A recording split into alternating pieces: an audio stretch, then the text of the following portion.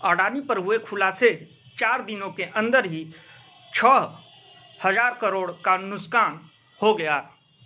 मोदी के मित्र दुनिया के टॉप 10 अमीरों की लिस्ट से बाहर हो चुके हैं।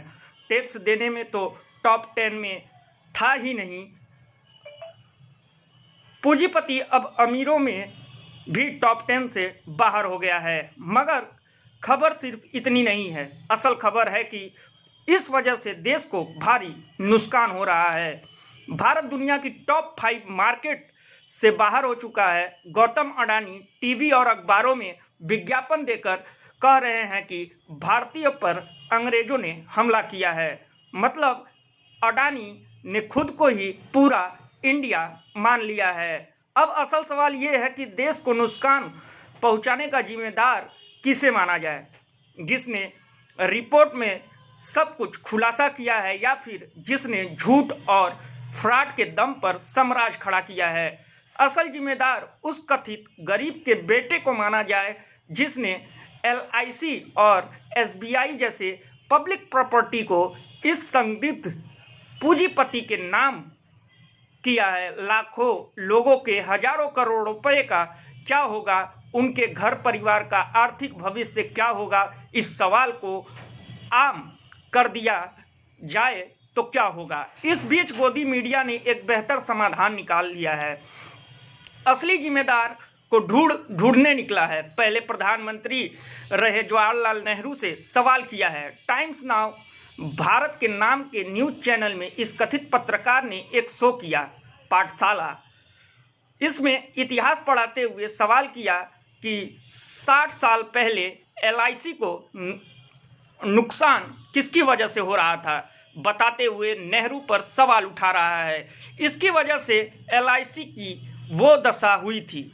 उस उद्योगपति को भी जिम्मेदार बता रहा है। अभी मोदी राज में सब कुछ अच्छा हो रहा है। यह भी बता रहा है कि अडानी की वजह से LIC को फायदा होते हुए कुछ ऐसी बात कर रहा है। इस देश में मीडिया किसके लिए काम कर रहा है और किसके खिलाफ काम कर रहा है, इस बात को बिल्कुल साफ साफ दिखाया जा रहा है। हिंदुस्तान में हिडनबर्ग रिसर्च की रिपोर्ट आ जाने के बाद दुनिया भर में तूफान मच गया है। ये जानकर कि भारत जैसे देश का सबसे अमीर शख्स झूठ और फ्रॉड की बुनियाद पर अपना पूरा बिजनेस चला रहा है।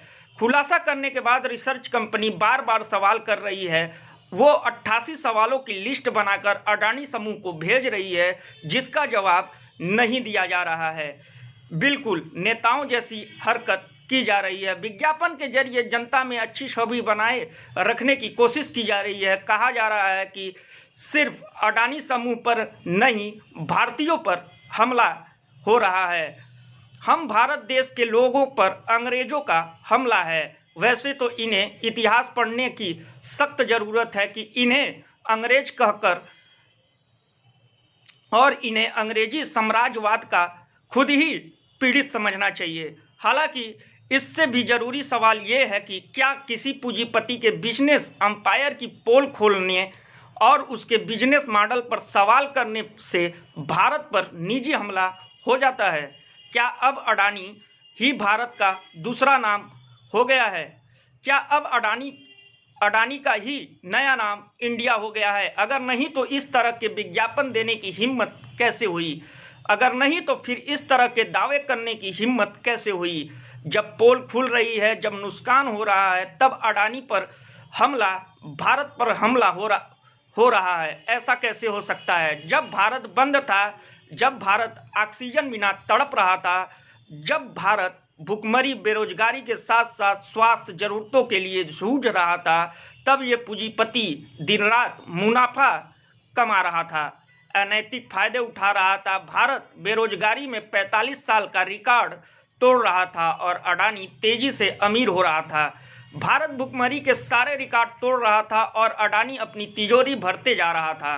भारत का एक बड़ा हिस्सा गरीब होता जा रहा था और एक शख्स दुनिया का सबसे अमीर लोगों में जगह बना रहा था। जब भारत में अति गरीब की संख्या 5.5 लाख बढ़ गई, तब इसकी संपत्ति लाखों करोड़ों में बढ़ती जा रही थी। जब भारत सारे मानवीय सूचांकों और सुविधाओं में दुनिया भर में बदनाम हो रहा था, तब अडानी दुनिया का दूसरा सबसे अमीर शख्स बन गया था। इसलिए अडानी इंडिया तो नहीं है, अडानी से सवाल इस देश से सवाल तो नहीं हो सकता। अडानी का पता नहीं, इस देश का पता नहीं, बल्कि हिंडनबर्ग की तरफ से तो ये बयान जारी किया गया और कहा गया है कि हम भारत की बेहतरी के लिए कामना करते हैं और अडानी जैसे पूंजीपति भारत को बर्बाद कर रहे हैं। ऐसे में सवाल उठता है कि कौन सच बोल रहा है, कौन झूठ बोल रहा है। अगर ऐसी कोई बात नहीं है तो पानी के नुकसान के साथ साथ भारत को क्यों नुकसान हो रहा है? टॉप 10 से बाहर हो रहा है तो भारत टॉप 5 से बाहर क्यों होता जा रहा है? इन सवालों का जवाब तभी मिलेगा जब हम असल जिम्मेदारी पर चर्चा करेंगे। अडानी के मित्र हैं नरेंद्र मोदी, उनके गुजरात और केंद्र की सरकार पर चर्चा करेंगे, जिन्होंने इस देश की तमाम संपत्तियों को हटाने से ऐसे जोड़ दिया है, ऐसे शख्स को ऐसे जोड़ दिया है कि न चाहते हुए विदेशी से जुड़ गया है। LIC और SBI में करोड़ों आम आदमी का पैसा लगा हुआ है। क्या उनकी संपत्ति अडानी को सौंपते समय इस सरकार ने कोई राय मशवरा किया था? देश की संसद हो या फिर किसी भी राज्य की कोई विधानसभा, क्या जनता के किन्हीं भी प्रतिनिधियों का कोई वोट या मत लिया था? नहीं, बस खुद ही 2-4 लोगों ने फैसला कर लिया और हजारों करोड़ का निवेश बढ़ाने के नाम पर अडानी को दे दिया गया। ऐसे में रिपोर्ट आई तो कहा जा रहा था कि पूरे मामले पर मोदी सरकार चुप्पी साधे हुए है, उसे आकर जवाब देना चाहिए और चुप है जो इस देश की मीडिया, उससे भी आकर सवाल करना चाहिए। मगर मीडिया की हालत बद से बदतर हो चुकी है। देखिए, सवाल कर भी रहे हैं तो किससे कर रहे हैं?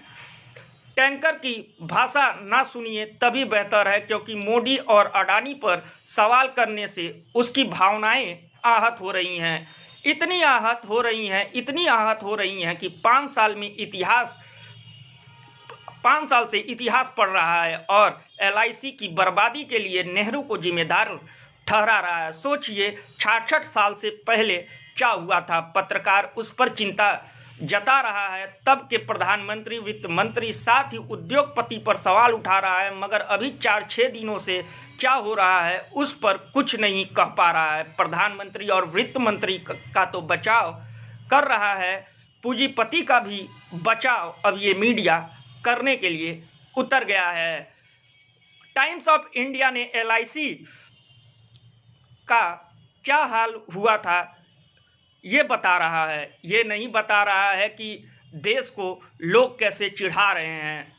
इसलिए लोगों को, ऐसे पत्रकार वाकई में लोगों को चिढ़ा रहे हैं। इसलिए देश की मीडिया का क्या हाल हो गया है वो अब सरकार ही नहीं, 60 घाट के पूंजीपति को भी बचा रहा है, जो देश के सबसे अमीर शख्स बन जाता है मगर सबसे ज़्यादा टैक्स नहीं चुकाता।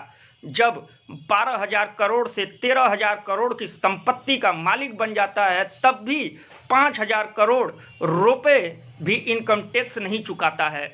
अमीरों की लिस्ट में जब भारत में सबसे ऊपर आ जाता है, एशिया में भी सबसे ऊपर आ जाता है, दुनिया में भी दूसरे नंबर तक पहुंच जाता है, तब भी टैक्स देने में भारत में भी टॉप 10 में नहीं आता है।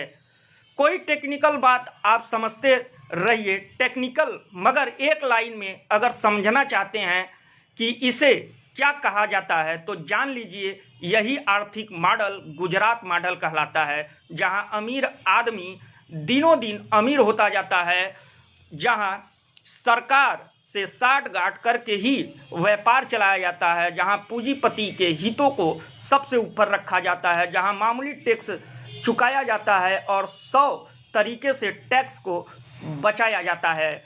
जब आती है मुसीबत उसके पूंजी और व्यापार पर तो तुरंत ही राष्ट्रवादी बन जाता है।